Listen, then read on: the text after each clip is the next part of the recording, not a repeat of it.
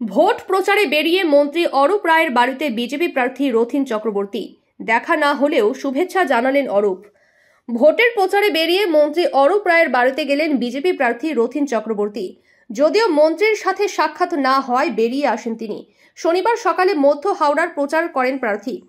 অরূপ রায়ের বাড়ির সামনে দিয়ে যাবার সময় প্রচার গাড়ি থেকে নেমে অরূপ রায়ের বাড়িতে চলে যান। তিনি জানান, শুভ কাজে বিশিষ্ট ও শ্রদ্ধেয় মানুষদের নমস্কার করাটা তাদের রীতি, সেটাই করেছি।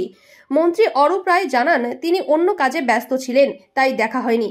তবে লড়াইয়ের ময়দানে নামার জন্য শুভেচ্ছা রইল।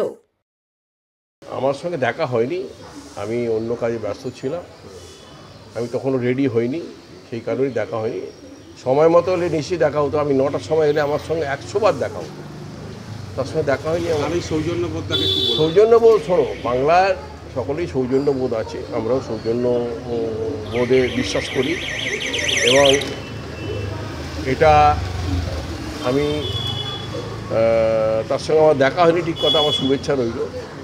নির্বাচনে নেমেছে লড়াই করতে, শুভেচ্ছা আমার রইল। এবং বাংলা সৌজন্যটা আমাদের সবসময় ছিল, আছে এবং থাকবে।